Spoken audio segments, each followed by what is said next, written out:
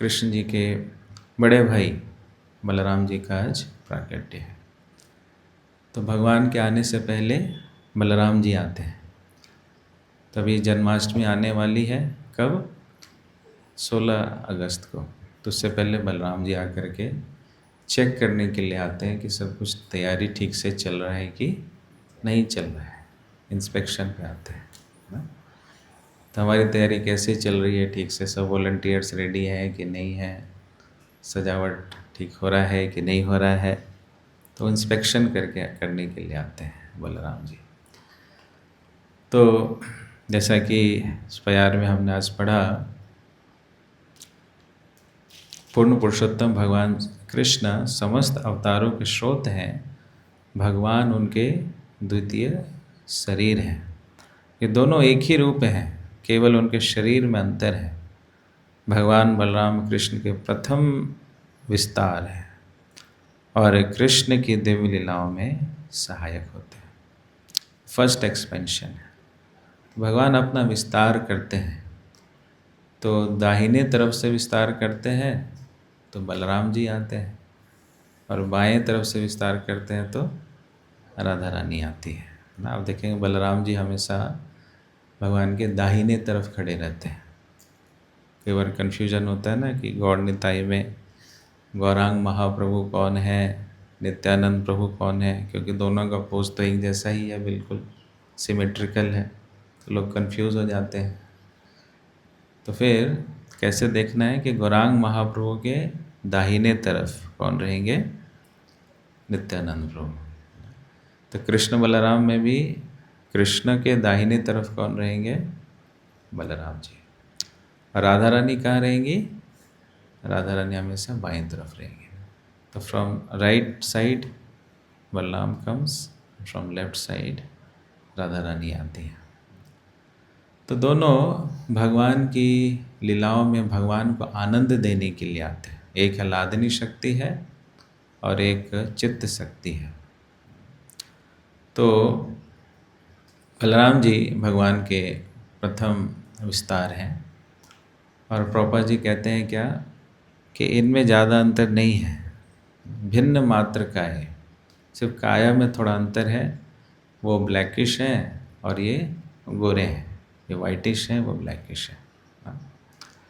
एक बार एक डोनर आया प्रभुपाद जी के पास, उन्होंने कहा कि मेरे पास जो है ब्लैक मनी है, तो क्या मैं डोनेशन दे सकता हूँ? तो प्रभुपाद जी ने क्या उत्तर दिया कि हमारे पास दोनों हैं, ब्लैक भी है और वाइट भी है। अगर वाइट मनी है तो हमारे पास बलराम जी हैं, ब्लैक मनी है तो कृष्ण है। तो कृष्ण बलराम दोनों दे दो, डोनेशन में कोई अंतर नहीं, आप दे सकते।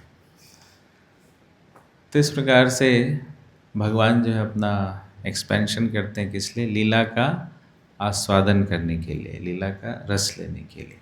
अपने आप में वो तो संतुष्ट है, भगवान जो है वो आत्माराम है, लेकिन फिर भी रसों का आस्वादन करने के लिए, रसास्वादन करने के लिए, एक्सचेंजेस करने के लिए हमें लोगों के साथ ही एक्सचेंजेस। अपने आप में हम कितना भी संतुष्ट हैं, लेकिन रस का आस्वादन कैसे होगा?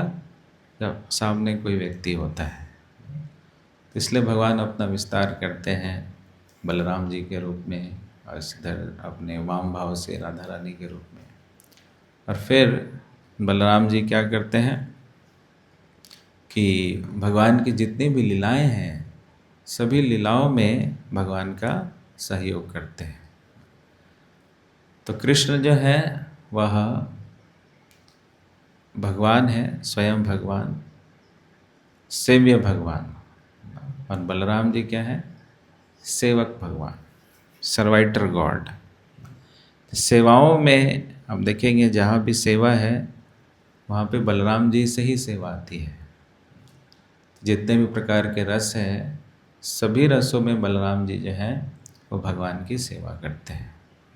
जैसे शांत रस है, तो शांत रस में भगवान की सेवा किस प्रकार से बलराम जी करते हैं? अपना जितना भी, जैसे यहाँ पे हम सब बैठे हैं ना इस स्थान पे, तो ये जो मार्बल है ये भी भगवान की सेवा में लगा है कि नहीं लगा? तो ये भी किसका विस्तार हम मानते हैं? बलराम जी का विस्तार है। ये मृदंग हम बजाते हैं भगवान का कीर्तन करने के लिए, ये भी किनका विस्तार है? बलराम जी का विस्तार है। फूल चढ़ाते हैं, आभूषण पहनाते हैं, श्रृंगार करते हैं, तो ये सारा का सारा विस्तार बलराम जी का विस्तार है। ये भगवान का धाम है जहाँ पे इतनी सारी लीलाएं होती है, वो भी किसका एक्सपेंशन है?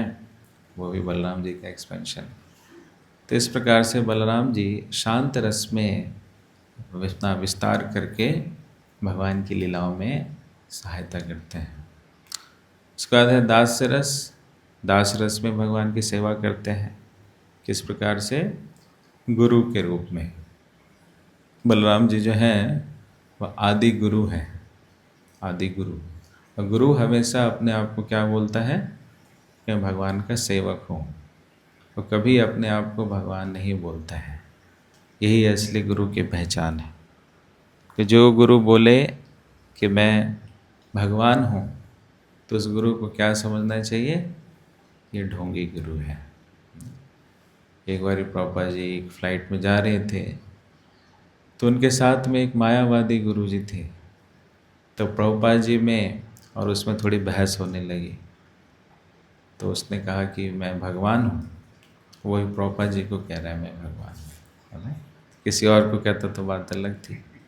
प्रभुपाद जी को डायरेक्ट कह रहा है कि मैं भगवान। तो प्रभुपाद जी ने क्या कहा? नहीं, तुम मूर्ख हो, तुम भगवान नहीं हो सकते, भगवान कृष्ण है। तो ऐसे चर्चाएँ चल रही थी, तो उसको बीच में नेचर्स कॉल आ गया, तो उठ करके जाने लगा। तो प्रभुपाद जी ने कहा कि कहाँ जाते हो? मैं आता हूँ, थोड़ी देर में आता हूँ, मैं रुको अभी। समझ गया कहाँ जा रहा था। तो पहले बोलो कि तुम भगवान नहीं हो, तब मैं तुम्हें छोड़ूंगा। तो वो बेचारा असमंजस में पड़ गया। काफ़ी देर तक प्रभुपाद जी ने पकड़े रहा। जब पहले बोलो कि तुम भगवान नहीं हो, तो लास्ट में वो बेचारा बोलता ठीक है मैं भगवान नहीं हूँ, मुझे जाने दो। कह रहे तुम कैसे भगवान हो जो अपनी माया को, अपनी प्रकृति को, अपने नेचर के कॉल को कंट्रोल नहीं कर सकते। तो जीव ही रहेगा, भगवान कभी नहीं बन सकता। तो जीव भी दो प्रकार के, एक बद्ध जीव और एक मुक्त जीव। और हमारी जो कैटेगरी है, जैसे इसमें लिखा है कि जिन रूपों में असीम शक्ति होती है वे श्वांस कहलाते हैं, और जिनकी शक्ति सीमित होती है वे जीव विभिन्नांश कहलाते हैं। अंश तो है लेकिन हम विभिन्नांश हैं, सेपरेटेड एनर्जी हैं। एक स्वांश होते हैं तो भगवान के अपने ही स्व अंश हैं, बिल्कुल वैसे ही है। लेकिन विभिन्नांश मतलब वो माया के द्वारा भी ग्रस्त हो सकते हैं, विभिन्नांश, सेपरेटेड एनर्जी। तो गुरु कभी अपने आप को भगवान नहीं कहते, वो हमेशा अपने आप को भगवान के दास कहते हैं, सेवक कहते हैं। ऐसे प्रभुपाद जी ने एक बारी उनसे पूछा कि आर यू गॉड? तो उन्होंने क्या कहा कि no, I am servant of the God. मैं भगवान नहीं हूँ, मैं क्या हूँ? भगवान का सेवक हूँ। फिर थोड़ी देर के बाद फिर वो वापस आए। रिपोर्टर को लगा कि अपना स्टेटमेंट ये चेंज करना चाहते हैं, तो उन्होंने कहा कि Swami ji you want to change your statement? बोला yes, I am trying to be servant of the God. मैं जो भगवान का दास बनने का प्रयास करता हूँ। तो गुरु हमेशा अपने आप को क्या कहते हैं कि मैं भगवान का दास हूँ, कभी अपने आप को भगवान नहीं कहते। एक बार एक लेक्चर में पापा जी वर्णाश्रम के ऊपर कह रहे थे, तो किसी ने उनसे पूछा कि स्वामी जी आपका कौन सा क्लास है? उसको लग रहा था कि ब्राह्मण से भी ऊपर का वो बतलाएंगे, ब्राह्मण, क्षत्रिय, वैश्य, शूद्र। पापा जी ने क्या कहा? I am from 5th class, 5वें क्लास का हूँ। I am servant of all the classes. जितने भी वर्ग के लोग हैं, सभी वर्गों का मैं क्या हूँ? सेवक हूँ। तो यह भाव है किसका? गुरु का।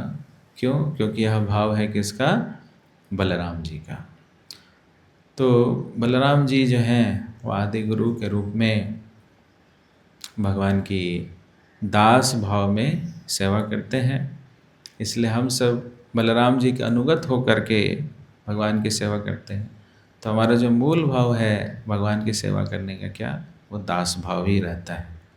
जीवेर स्वरूप है कृष्ण नित्य दास। तो जीव का जो स्वरूप है वो क्या है, भगवान का नित्य दास। दास भाव में, सर्वेंटरशिप में हम भगवान की सेवा करते हैं। और यह सेवा करने की जो शक्ति है वो हमें कौन प्रदान करते हैं, वो बलराम जी प्रदान करते हैं ना।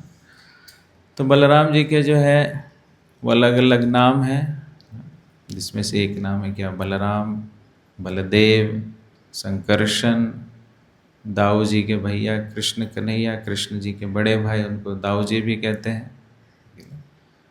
तो इनका नामकरण जो हुआ वह गर्ग मुनि जी ने उनका नामकरण किया, तो इसमें इनका नाम रखा क्या, बलराम। जिसमें बहुत बल भी है और सबको यह क्या प्रदान करेगा, आनंद प्रदान करेगा। तो इसलिए क्या है, ये बलराम है। संकर्षण, संकर्षण किस लिए नाम रखा, क्योंकि ये जो दोनों यदुवंश है और जो नंद बाबा का वंश है, इन दोनों वंश को ये मिलाएगा, इकट्ठा करेगा, जोड़ेगा, इसलिए इसका नाम क्या है, संकर्षण। तो बलराम, संकर्षण और बलदेव, इस प्रकार के नाम हैं इनके। तो प्रभुपाद जी कहते हैं क्या कि ना ही आत्मा बलहीन लभ्या, कि जो जिसके पास बल नहीं है वो भगवत प्राप्ति नहीं कर सकता है। तो कौन से बल की बात करते हैं, वह आध्यात्मिक शक्ति की बात करते हैं।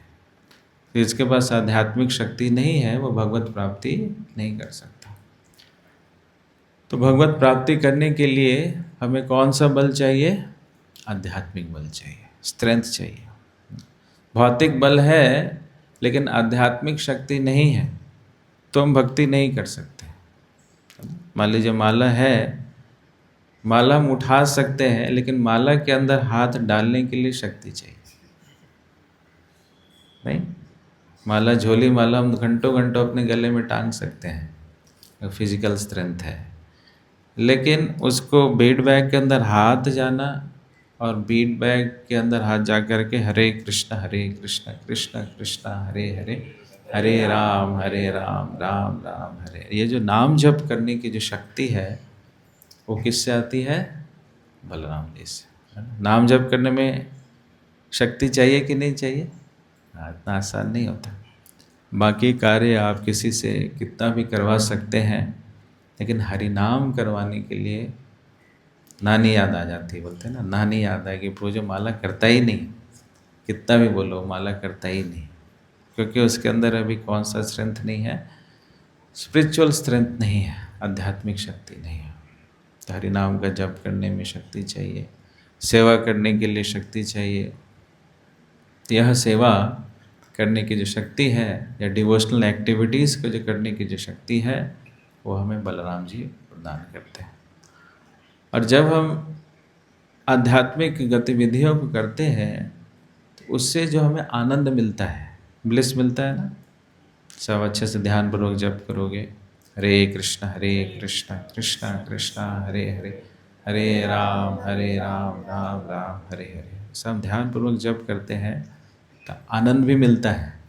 तो वह आनंद कहाँ से प्राप्त होता है, तो उस आनंद को देने वाले भी बलराम जी हैं, इसलिए ये नाम बड़ा स्पेशल है, बलराम। सेवा करने की शक्ति मिलती है, सेवा को अगर आप अच्छे से करोगे तो उसमें जो आनंद मिलेगा, है ना। तो बलराम, ये बलराम जी हैं। तो इस प्रकार से उनके ये नाम है बलराम, संकर्षण, क्योंकि पहले वो माता देवकी के गर्भ में थे, फिर उसके बाद वो ट्रांसफ़र हुए कहाँ पर, माता रोहिणी के गर्भ में। तो एक प्रकार से हमने कभी ऐसा नहीं सुना कि एक बच्चे के दो माता ऐसा कभी सुना है क्या, एक बच्चे के दो माता, कि एक उसके घर में भी है और उसके घर में भी है, ऐसा नहीं सुना। लेकिन ऐसे एक स्पेशल केस किसका है, बलराम जी का ही है, कि देव के घर में भी थे और माता रोहिणी के घर में भी थे, तो इसलिए उनको संकर्षण कहा गया। जैसा बताया कि भगवान ने योग माया को ऐसा आदेश दिया था कि इस प्रकार से ये सारी चीज़ें होंगी, तो बलराम जी पहले आते हैं ताकि वो स्थान को प्रिपेयर करने के लिए। वो स्थान जो है वह भगवान का प्राकट्य होना है, तो स्थान क्या होना चाहिए? विशुद्ध सत्व में होना चाहिए। भगवान के जो प्राकट्य है वो विशुद्ध सत्व में ही होता है। तो बलराम जी उस स्थान को प्रकट करते हैं, बनाते हैं, ताकि यहाँ पर भगवान श्री कृष्ण का आगमन हो सके।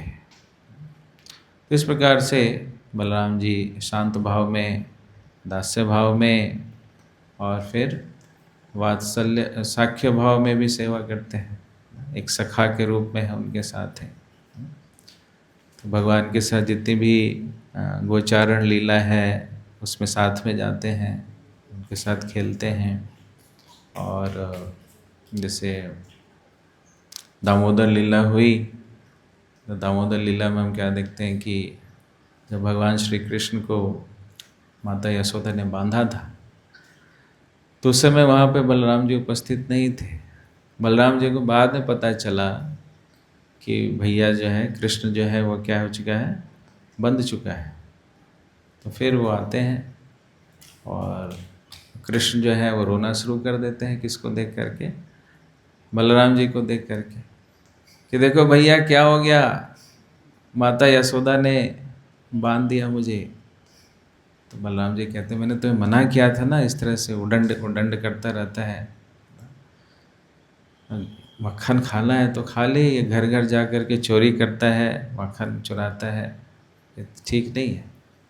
चुराता है, बंदरों में बांटता है, फिर मटके तोड़ता है, तो उसको डांट लें। तो जैसे डांटते हैं वैसे ही कृष्ण और रोना शुरू कर देते हैं, है ना। और फिर जब कृष्ण रोने लगते हैं तो दाऊ जी का हृदय पिघल जाता है ना? फिर वो बोलता है, अरे तुम कैसे रो सकते हो, मैं तो अनंत हूँ। उनको अपना स्मरण हो जाता है अपने रूप का, मैं पूरे ब्रह्मांड को जला करके रख दूंगा, ऐसा कर दूंगा, ऐसे तुम्हें किसने बांध दिया। फिर कहते हैं कि माता यशोदा ने बांधा। तो माता यशोदा को वो आती है वहाँ पे, कहते हैं कि तुम्हें पता नहीं है कौन है, ये वासुदेव है। बोले तो फिर तुम कौन हो? कहते हैं मैं संकर्षण हूँ। मतलब यही जो है वह नरसिंह रूप में है, वराह रूप में है, मत्स्य जितने अवतार है इसी से आते हैं। अच्छा, ये 10 अवतार वाले ये हैं, तुम संकर्षण हो, तो सारे जो अवतार मेरे घर में पैदा हुए हैं। तो चुप हो जाते, फिर बोलते माता यशोदा ने अगर नहीं बांधा होता तो मैं तुम्हें छुड़ा देता, अब तो मैं कुछ भी नहीं कर सकता। फिर और जोर जोर से रोने लगते हैं। तो इस प्रकार से उनके साथ वह वात्सल्य भाव में, साख्य भाव में सेवा करते हैं, प्रोटेक्शन देते हैं भगवान को। माता यशोदा जो है वो भगवान के प्रोटेक्शन के लिए बलराम जी को साथ में रखती है कि बलराम तुम अगर इनके साथ हो तो फिर मुझे किसी प्रकार की चिंता नहीं है। और ये इनकी इच्छा भी थी, क्योंकि जब वह छोटे भाई के रूप में आए थे, लक्ष्मण के रूप में, तो उनकी बातें मानी नहीं जाती थी, तो इनको बड़ा गुस्सा आता था। फिर उन्होंने सोचा कि अगली बार मैं जब आऊँगा तो बड़े भाई के रूप में आऊँगा और मेरी बात मानी जाएगी। इन कई बार ऐसा हुआ जो भगवान तो घुमा देते हैं किसी को भी। तो वो इच्छा भी उनकी पूरी हुई भी नहीं भी, दोनों समझ सकते हैं। तो जिस प्रकार से वात्सल्य भाव में एक माता का भाव होता है कि अपने बच्चे का प्रोटेक्शन देने का, उसी प्रकार से बलराम जी का भी भाव है क्या, भगवान की रक्षा करना, बड़े भाई के रूप में वो रक्षा करते हैं। और साख्य भाव में उनके साथ आदान प्रदान भी करते हैं, सखा के भाव में। जैसे भगवान ने मिट्टी खा लिया तो सबने बोला कि कृष्णा ने मिट्टी खाया है। तो माता यशोदा ने पूछा कि क्या कृष्णा तुमने मिट्टी खाई है? तो कहते नहीं, मैंने मिट्टी नहीं खाई है। पहले सब कह रहे हैं, बलराम जी आए, कह रहे बलराम जी से पूछा क्या इसने मिट्टी खाई है? हाँ मेरे आगे इसने मिट्टी खाई है। तो फिर कहते हैं क्या कि अरे ये लोग जो है ना मुझे जानबूझ करके डिस्टर्ब कर रहे हैं, क्योंकि मैं खेल के बीच में आ गया था। जैसे होता है ना, पहले बचपन में क्रिकेट खेलते थे, बैटिंग हो जाती थी, बॉलिंग के टाइम में सब भाग जाते थे। तो ऐसे ही जब इसकी बारी आई तो ये भाग गया। हाँ, तो इसलिए ये लोग मुझे कह रहे हैं कि मैंने मिट्टी खाई। अच्छा मुंह खोलो। तो जैसे मुंह खोला तो उसमें क्या देखा उन्होंने, अनंत ब्रह्मांड देखे। इस प्रकार से बलराम जी जो हैं सखा भाव में सेवा करते हैं भगवान की, और असुरों का भी संहार करते हैं। खास करके उन्होंने 2 असुर का वध किया ब्रज में। किसका किसका? धेनुकासुर और प्रलंबासुर का। तो धेनुकासुर जो है उसका वध भगवान ने क्यों नहीं किया, ऐसा वर्णन आता है क्योंकि धेनुकासुर जो थे वो पिछले जन्म में बलि महाराज के पुत्र के रूप में थे। बलि महाराज के पुत्र थे धेनुका, उसको जो है शाप लगा था ऋषि का, क्योंकि वह किसी गंधमादन पर्वत पर जो है किसी अप्सरा के साथ संग कर रहे थे, तो वह शोर कर रहे थे वहाँ पर। तो वहाँ एक ऋषि थे, तो ऋषि ने उनको शाप दे दिया, तुम गधे की तरह कर रहे हो, तुम गधा बन जाओ, है ना। तो गधा बन गया। गधा कितने दिन के, 4 लाख वर्षों तक तो गधा बना रहा। तो वह बोला कि ये तो बड़ा मुश्किल हो गया, है ना, मैं गधा ही रह जाऊंगा। कोई बात नहीं, भगवान आएंगे और भगवान तुम्हारा उद्धार करेंगे। तो गधा बनो, लेकिन किधर जा कर के, तालवन में जाके गधा बन जाओ। तो तालवन का गधा बन गया वो धेनुकासुर। और भगवान ने सारे गधों को पीटा, लेकिन धेनुकासुर का जो वध किया है वह किसने किया, और बलराम जी ने किया। तो इसी प्रकार से एक मूर्ख व्यक्ति होता है, तो मूर्ख व्यक्ति को उसकी जो मूर्खता है उसको कौन समाप्त करता है, बलराम जी समाप्त करते हैं, गुरु जी समाप्त करते हैं। जो फुलिशनेस है, कैसे उनके अहंकार का दमन करके। तो इस प्रकार से जो मूढ़ वाली जो क्वालिटी है, इस क्वालिटी या डिसक्वालिटी से हम कैसे बाहर निकल सकते हैं, जब गुरु हमें प्रताड़ित करते हैं, दंड देते हैं, चेस्टाइज करते हैं। इसलिए जो चेस्टाइजमेंट है गुरु जी का, उसको वरदान के रूप में लेना चाहिए, वो आशीर्वाद के रूप में लेना चाहिए। जैसे हम देखते हैं कि नारद जी ने दंड दिया किसको, नलकुबर और मणिग्रीव को, लेकिन उससे हुआ क्या कि वो वृक्ष बन गए। कहाँ पर? नंद बाबा के आंगन में, लेकिन उनको साक्षात भगवान के दर्शन हुए। तो गुरु इस प्रकार से अगर कोई दंड देते भी हैं या हमें प्रताड़ित करते हैं, चेस्टाइज करते हैं, तो उसमें दुख नहीं होना चाहिए। उसमें क्या होना चाहिए कि अच्छा है, ये मेरे भले के लिए है। लेकिन जिन शिष्यों का अहंकार बढ़ा हुआ रहता है, तो उसके लिए बड़ा मुश्किल होता है चेस्टाइजमेंट को ग्रहण करना, ना। तो फिर गुरु जी इसमें और हैवी हो जाते हैं, जैसे कि रुक्मी के साथ हुआ, है ना। रुक्मी जो था उसको प्रोटेक्ट करने वाले कृष्ण से कौन थे, बलराम जी थे। भगवान तो उसको मारने के लिए तैयार थे, लेकिन बलराम जी ने बोला कि अरे तुम्हारा बहनोई है, बहनोई को जो वध करना ठीक नहीं है, इसका बस दाढ़ी मूछ काट दो, है ना, आधा आधा करके, आधा मूछ काट दो, आधा इसका बाल काट दो, इधर आधा दाढ़ी काट दो। बस ये क्षत्रियों का अपमान करना मृत्यु के जैसा होता है। तो उस समय उसका प्रोटेक्शन करने वाले कौन थे, बलराम जी थे। लेकिन वही रुक्मी बाद में फिर जब वो चौसा खेल रहा था, तो फिर उसे मजाक उड़ा रहा था बलराम जी का। और साथ में कौन था उसके, कलिंगराज थे। कलिंगराज क्या कर रहे थे, बार बार हा हा हा हा हा ऐसा करके अपना दांत दिखा रहे थे, और बलराम जी को दिखा रहे थे। तो एक बार हुआ, 2 बार हुआ, बलराम जी देख रहे हैं, नोट कर रहे हैं ये क्या कर रहा है ना। और जब तीसरी बार हो गया फिर आकाशवाणी हो गई कि ये सब चीटिंग हो रहा है ना, रुक्मी तुम्हें धोखा दे रहा है इस प्रकार से। तो बलराम जी ने बोला कि अब इसको दंड देने का समय आ गया। तो गदा उठाया और गदा उठा करके हा हा हा कर रहा था, उसका दांत को तोड़ दिया, उसको वेदांती बना दिया, है कि नहीं। दांत को तोड़ दिया और वेदांती हो गया, है कि नहीं। और उसके बाद जो रुक्मी था, रुक्मी को क्या कर दिया, पीट के मार दिया। तो जब इस प्रकार से जो अहंकार जब बढ़ जाता है, तब देखेंगे जहाँ जहाँ अहंकार बढ़ा है तो बलराम जी क्या करते हैं, वो अहंकार को तोड़ देते हैं। तो गुरु जी का भी एक कर्तव्य है, कहा गया है कि पिता का और एक गुरु का ये कर्तव्य है कि शिष्य और बेटे के अंदर क्या निकाले, दोष निकाले। उसकी ये ड्यूटी है कि दोष निकालना। अगर बाप अपने बेटे के अंदर दोष नहीं निकाल रहा है, खाली राजा बेटा करके पुचकार रहा है, लेकिन उसके अंदर कोई दोष नहीं निकाल रहा है, और राजा बेटा कब वो गंदा बेटा बन जाता पता भी नहीं चलता, है कि नहीं।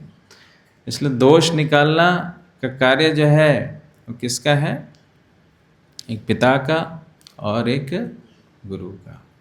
और गुरु जी से कोई एक्सपेक्ट करे कि ना ना आप मेरे अंदर दोष मत निकालो, बस बाकी चीज़ आप करो, लेकिन ये जो चीज़ है ना, कौन सी चीज़, दोष निकालने की चीज़, ये आप मत करना।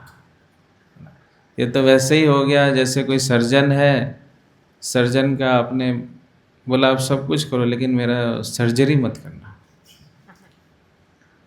उसके पेट में ट्यूमर है और वह सर्जन, एक्सपर्ट सर्जन है, लेकिन सर्जन को बोलता है कि आप सब कुछ कर लो, इंजेक्शन दे दो, ये दे दो, दवाइयाँ दे दो, लेकिन मेरा सर्जरी मत करना। बोले तुम आए क्यों, इसलिए, है कि नहीं। तो गुरु जी का एक्सपर्टीज़ है किस चीज़ में, सर्जरी करने में। तो बलराम जी का एक्सपर्टीज़ है किस चीज़ में, सर्जरी करने में। जब अहंकार बढ़ेगा तो उसको तोड़ देंगे। इसलिए उनके पास क्या है, गदा है ना, गदाधर, गदा लेके चलते हैं, हल है, हल से भी उन्होंने अहंकार को तोड़ा। किसके अहंकार को तोड़ा, जब हस्तिनापुर में आए तो सबने उनका मजाक उड़ाना शुरू कर दिया, बस शुरू हो गया। वो अपना हल उठा करके बोले अब तो ये हस्तिनापुर गया, अब हस्तिनापुर नहीं रहेगा। और पूरा वो उठा करके पूरा हल में तो गंगा में फेंकने वाले थे। तो सब आकर के तब उनको अपनी गलती का एहसास हुआ। जैसे मूर्ख लोग होते हैं वो गुस्से से ही समझ में आता है, उनको शक्ति प्रदर्शन करना जरूरी है। कई बार जो है लोग समझते हैं कि ये तो कमज़ोर है, ये है ना, तो उस प्रकार से उसका फ़ायदा उठाते हैं। तो जब शक्ति देखते हो थर थर काँपने, पूरा कुरुवंश जो है थर थर काँपने लग गया। कब, जब बलराम जी के शक्ति को देखा।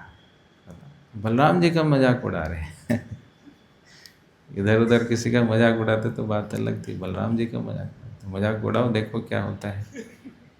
वो पूरा हल लेकर के एकदम तैयार थे, वो तो काट भी दिया था, वो धरती में वो भी हो गया था, है ना, बड़ा। तो इस प्रकार से अहंकार का दमन करते हैं।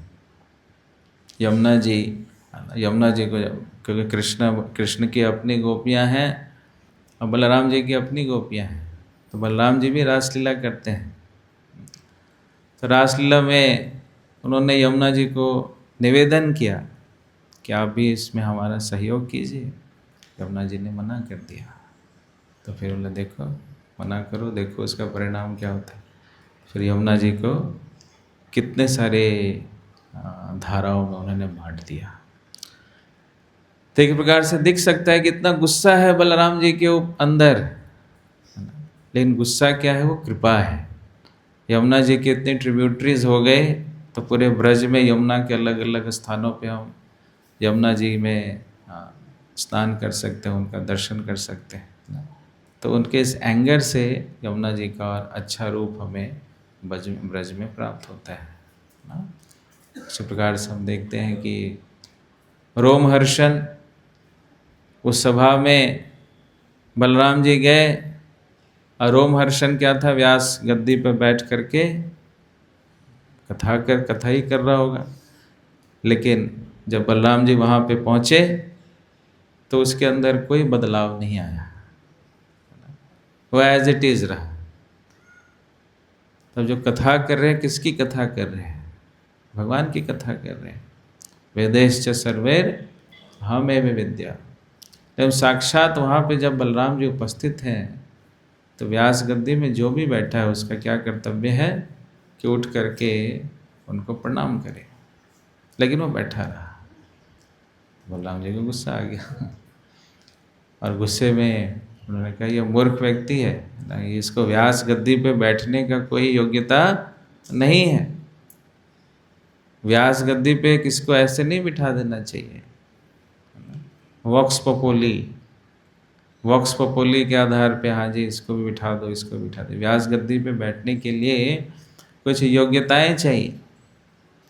जब तक वो योग्यता नहीं है तो उसके बिना व्यास गद्दी पे बैठने का मतलब है व्यास गद्दी का अपमान करना। कुछ लोग होते हैं कंपटीशन करते हैं, अरे वो गया व्यास गद्दी पे बैठ गए ना, वो बैठ के मुझे नहीं बिठा रहे व्यास गद्दी पर। ये कोई पोस्ट थोड़ी है, कोई पोस्ट पोजीशन थोड़ी है ना। जैसे लोग सेकंड इनिशिएशन लेते हैं, उसको मिल गया और मुझे क्यों नहीं मिल रहा है, लेकिन फैशन की वजह से। उसको दीक्षा मिल गई, मुझे नहीं मिल गई। भाई योग्य बनो, मिलेगी नहीं। तो दूसरे का जो सुख है उसमें दुखी हो जाना और दूसरे के दुख में सुखी हो जाना। तो व्यास गद्दी पे वो बैठे तो थे, लेकिन व्यास गद्दी का जो महत्व है उस महत्व को नहीं समझ पा रहे थे। तो इसलिए इमिडिएटली क्या किया, उनको कुशा उठाया और कुशा उठा करके गर्दन को काट दिया। इससे ब्राह्मणों ने कहा कि ये तो बड़ा अपराध हो गया, बड़ा गड़बड़ हो गया। तो फिर क्या करें जी, तो थोड़ा प्रायश्चित करना पड़ेगा। क्या प्रायश्चित करेंगे? तो इधर ही कौन सा असुर था वो, बलवल का वध करो। तो उसका वध किया और उसी के जो पुत्र थे, रोमहर्षण के पुत्र, कौन? सूत गोस्वामी, वो योग्य थे। कहा जाता है कि बेटा जो है वो पिता का ही एक्सपेंशन होता है। तो उस बेटे को फिर नियुक्त किया उन्होंने, व्यास गद्दी पे उनको बिठाया। तो इस प्रकार से अहंकार का जो है दमन कौन करते हैं? गुरु जी करते हैं। ह्यूमिलेट करते हैं ताकि हमारे अंदर ह्यूमिलिटी आए। प्रभुपाद जी ऐसे अपने जो क्लोज होते हैं गुरु जी उसी पे कृपा करते हैं, सबको ह्यूमिलेट नहीं करते हैं। सबके ऊपर तो थोड़ी हो ना एक्सटर्नल कृपा, कपटी कृपा है ना, ठीक है सब ठीक है, हरि बोल अच्छा चल। लेकिन गुरु जी की असली कृपा क्या है कि जब वो शिष्य को डांटते हैं, जब किसी शिष्य के अंदर वह कमियां निकालते हैं, एक करके उसके अंदर से जो कांटे हैं उसको बाहर निकालते हैं, ऑपरेशन करते हैं, सर्जरी करते हैं ना। जैसा प्रभुपाद जी के उदाहरण से हम देखते हैं कि परम पूज्य तमाल कृष्ण गोस्वामी महाराज का कैसे उन्होंने सर्जरी कर दिया एकदम से। कौन सा पास टाइम में? राधा दामोदर संकीर्तन पार्टी बहुत सक्सेसफुल चल रहा था और जहाँ भी वो जा रहे थे सब उनको ज्वाइन कर रहे थे। बहुत अच्छे से कई ग्रुप्स उन्होंने बना दिए थे। लेकिन इसमें प्रॉब्लम क्या आ रही थी कि मंदिर में कोई रहना ही नहीं चाहता था। सब तो मैं भी जाऊंगा संकीर्तन, मैं भी जाऊंगा, तो मंदिर भी तो चलाना है, यहाँ भी डिटी वर्शिप करनी है, यहाँ भी मैनेजमेंट करना है। तो सारे जितने मैनेजर्स थे वो पहुँच गए प्रभुपाद जी के पास। प्रभुपाद जी तो गड़बड़ हो रहा है, संकीर्तन तो अच्छा हो रहा है लेकिन मंदिर का संचालन अच्छा नहीं हो रहा है। तो उन्होंने कहा कि ठीक है, तमाल कृष्ण को बुलाया जाए। तो मायापुर में बड़ी मीटिंग हुई थी, तमाल कृष्ण महाराज को बुलाया गया। उनको कहा कि ये जो तुम कर रहे हो अच्छा, लेकिन अब इसको थोड़ा बंद कर दो। अब इतना वो सक्सेस, वो तो सोच रहे थे प्रभुपाद जी इतना मेरा वो करेंगे, ग्लोरीफाई करेंगे, उसको प्रोत्साहित करेंगे, इनकरेज करेंगे। लेकिन प्रभुपाद जी ने क्या किया, उसको बिल्कुल कट कर दिया, बोलो बंद कर दो। अब ये जो है एकदम परेशान हो गए कि ये क्या हुआ। तो उन्होंने कहा प्रभुपाद, उन्हें सरकास्टिक वे में कहा कि Prabhupada what do you want, you want me to go to China. ऐसे बोलता है क्या हम भाड़ में जाऊँ, उस समय भाड़ में मतलब ही चाइना जाना। तो क्या प्रभुपाद जी ने बोला हाँ जाओ China, go to China and preach. बड़ा शौक था उनके लिए, 3 दिन तक वो प्रभुपाद जी से बात नहीं किए थे, इतना उनको दुख हुआ। लेकिन उनकी आज्ञा को उन्होंने उल्लंघन नहीं किया कि ठीक है मैं आपको छोड़ देता हूँ, अब हो गया, मैं अपनी पार्टी अलग चलाऊंगा, राधा दामोदर पार्टी में अलग चलाऊंगा, अपना अलग चलाओ, मुझे पता चल गया ट्रिक्स कैसे होता है, कैसे प्रीचिंग होती है, कैसे लोग जुड़ते हैं, मुझे सब पता चल गया, आप अपना चलाइए। मैं इस्कॉन से अलग एक नया इस्कॉन रिफॉर्म करूंगा, इस्कॉन में आंदोलन करूंगा। ऐसा किया नहीं, प्रभुपाद जी ने कट किया, उसको उन्होंने एक्सेप्ट किया, फॉलो किया, although it was very painful. किसी को ऊपर से नीचे गिराना आसान नहीं है, बहुत चोट लगता है कि नहीं। जो जितना ऊपर होगा वो नीचे गिरेगा उसको ज़्यादा चोट लगता है, जो कि नीचे ही खड़ा उसको क्या लगेगा है कि नहीं। इसलिए जो पेन है ना, शिखर से जो नीचे गिरता है उसको ज़्यादा पेन होता है। तो धमाल कृष्ण महाराज को इट वॉज वेरी पेनफुल, वो बताते हैं it was very painful for me, but it was instruction of my spiritual master, तो आई कैन डिनाई इट। मैंने उसको अस्वीकार नहीं किया। फिर वो गए चाइना में प्रचार किया, और आज हम देखते हैं क्या कितने सारे चाइनीज़ भक्त हैं। तो उसी डांट के कारण अगर वो चेस्टाइज नहीं करते, उनको गलत नहीं बताते, तो आज चाइना में प्रचार होता क्या? नहीं होता। आज देखिए कितने लोग चाइनीज़ भक्त हले लाम लाम लाम हले हले हले कृष्ण कृष्ण हले हले लाम लाम हले हले, चाइनीज़ भक्त लोग बोल रहे हैं। कैसे बोल पा रहे हैं? क्योंकि वहाँ महाराज ने प्रचार किया। तो इस प्रकार से चेस्टाइजमेंट भी जरूरी है ना। और दुर्योधन को उन्होंने शिष्य बनाया। कई लोग ये भी प्रश्न पूछते हैं बलराम जी ने दुर्योधन को क्यों शिष्य बना लिया?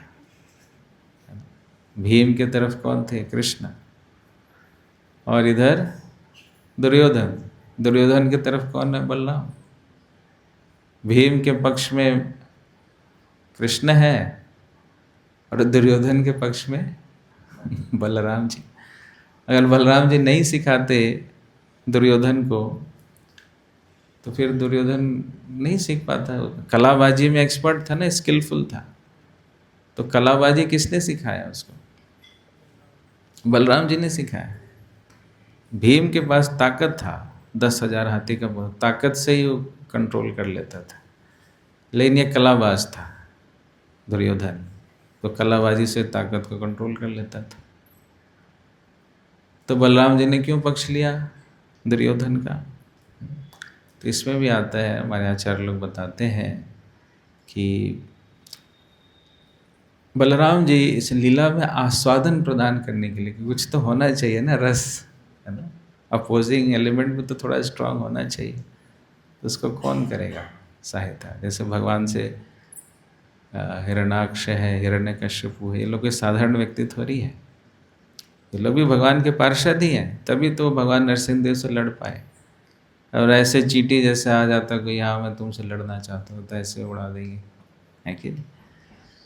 तो इसलिए दुर्योधन है, शकुनी है, इन लोगों को भी बल मिलेगा तभी तो कुछ होगा। तो इनको भी शेल्टर दिया किसने?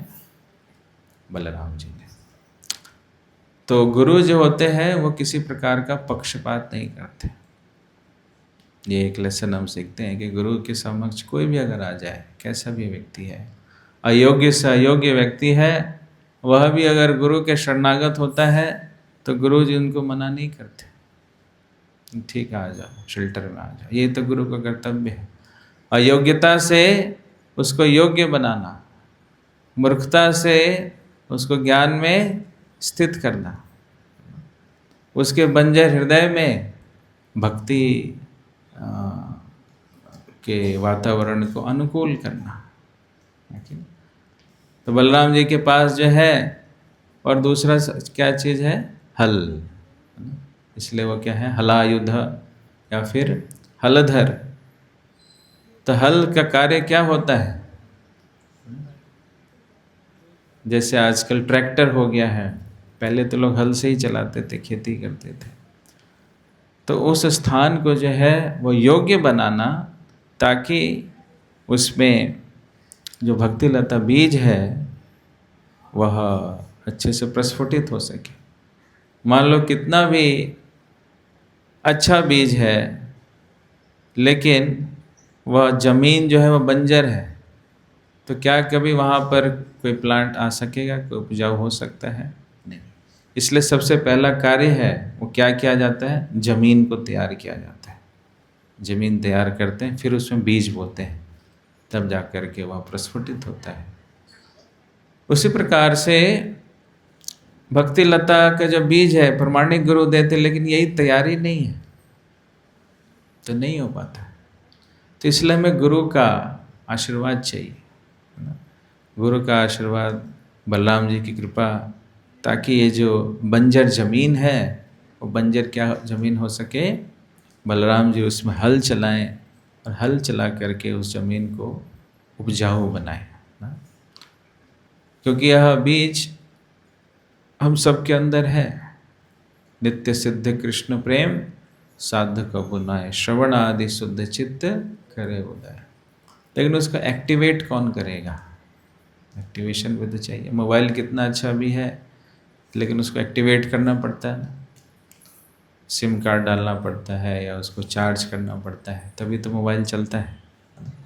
इस प्रकार से बीज, चूँकि हम सब भगवान के अंश हैं, तो डॉर्मेंट रूप में वह बीज हम सबके पास है, लेकिन उसको एक्टिवेट करने के लिए, एक प्रॉपर कंड्यूसिव माहौल बनाने के लिए वह क्वालिटीज़ जो है वो डेवलप करते हैं कौन? गुरु जी। इसलिए आदो गुरु पादाश्रय, भक्ति जो है वो गुरु के आश्रय में ही होता है। अगर किसी का गुरु नहीं है तो भक्ति नहीं कर सकता। कोई बोले नहीं मैं बिना गुरु के भक्ति करूँगा, नहीं हो सकता।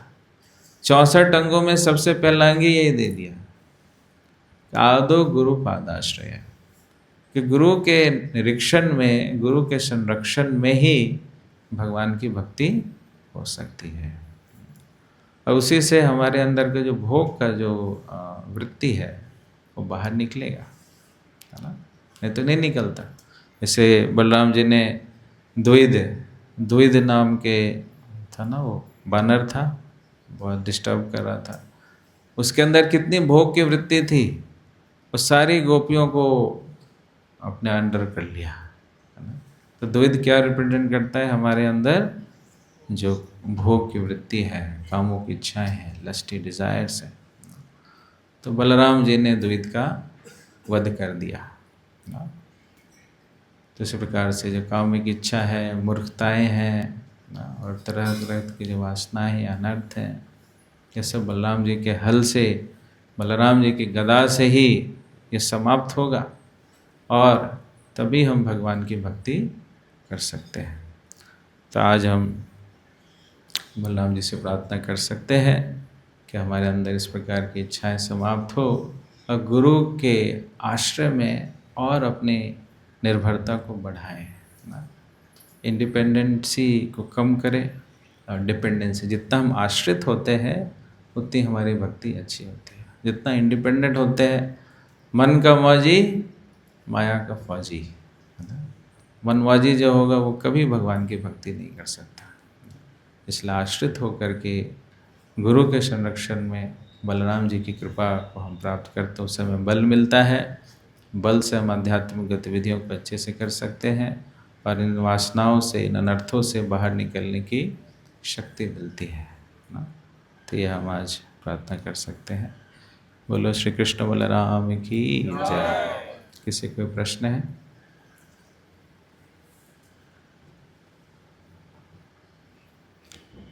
Any question, any comment?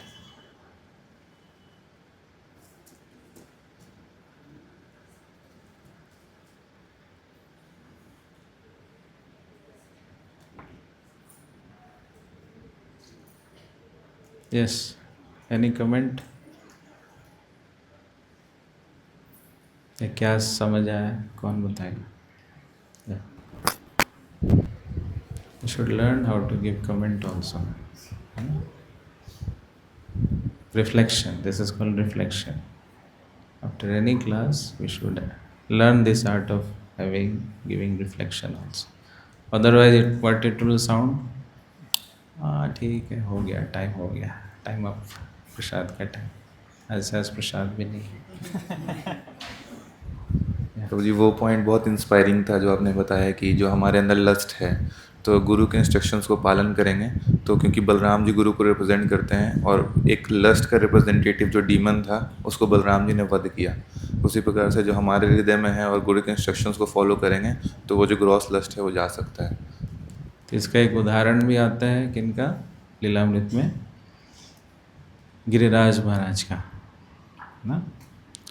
Giriraj महाराज जो है वह जुहू में काफ़ी स्ट्रगल किया उन्होंने, तो उस समय में मिस्टर एन, उन्होंने उनके चरित्र को दूषित करने के लिए एक वैश्या को भेजा उनके बगल में।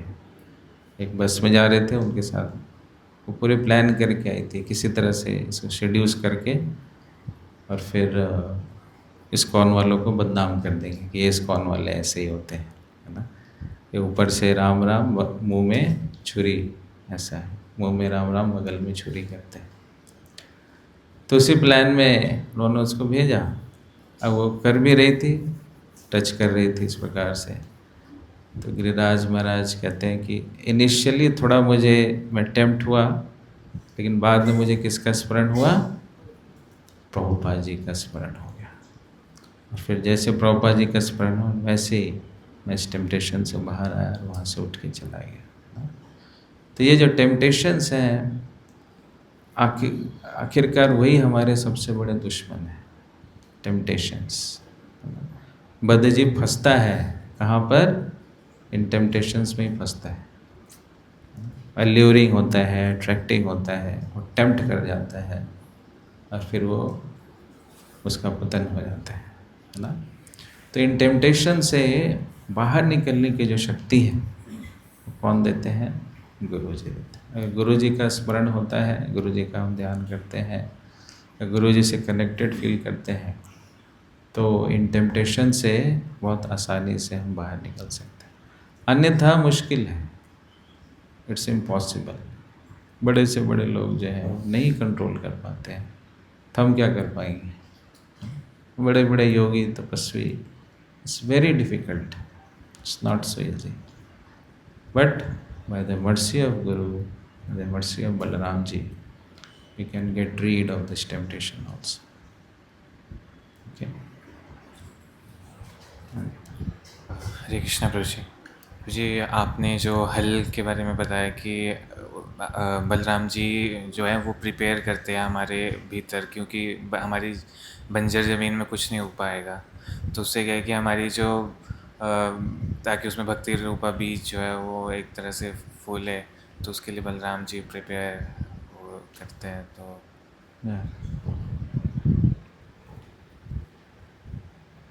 हरि बोल। श्री कृष्ण बलराम की जय। आज रक्षाबंधन भी है ना, रक्षाबंधन भी है। तो असली भैया जो है वो कौन है? दाऊ जी है। इसलिए राखी किसको बांधना है? दाऊ जी को। ये जो भाई लोगों को राखी बांध रहे हैं वो हमारे असली रक्षक नहीं है, वो नहीं रक्षा कर पाते हैं, है ना। बलराम जी बड़े भाई हैं, है ना, वो हमारी असली रक्षा करते हैं। रक्षा भी करेंगे और बंधन से मुक्त भी करेंगे, है ना। इसलिए वो रक्षा बंधन है, जो हमारी रक्षा भी करे और हमें इस बंधन से मुक्त करे, भौतिक जगत के बंधन से, या भाई लोग क्या हमें रक्षा करेंगे और क्या हमें बंधन से मुक्त करेंगे, है ना? इसलिए चाहे भाई है चाहे बहन हो, सबको बलराम जी को राखी बांधना चाहिए, है ना? उनको राखी बांधिए और फिर प्रसाद के रूप में अपने हाथ में बांध लीजिए। ये असली तरीका है। इसलिए बलराम पूर्णिमा वाले दिन ही रक्षाबंधन आता है कि नहीं? वो जो हुमायूं की स्टोरी सुनाई जाती है आपको, वो फॉल्स स्टोरी है कि वो राखी भेजा तो क्या हो गया, वो सब फॉल्स स्टोरी है। असली स्टोरी क्या है? दाऊ जी का भैया कृष्ण के लिए, कृष्ण कन्हैया के बड़े भाई बलराम जी, उनको राखी बांधो, वो राखी पहनो, वो प्रॉपर है। ओके। श्री चैतन्य चरितामृत की जय, जगत गुरु श्रील प्रभुपाद महाराज की जय, निताई गौर प्रेमानंदे।